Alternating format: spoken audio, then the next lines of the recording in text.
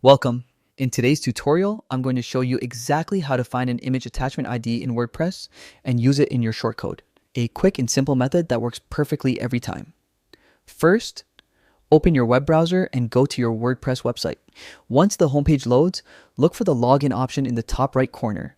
Click it and log in. You can speed things up by using the Continue with Google option.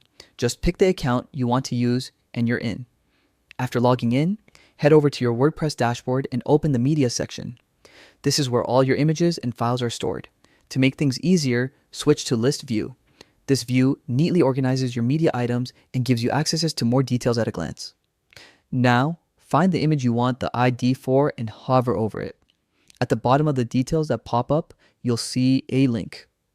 This link contains several pieces of information, but the one we need is the number that comes right after the word post. That number is your media attachment ID, the key identifier you'll use in your shortcode. Using this ID ensures WordPress displays the exact image you want in your posts, pages, or custom layouts.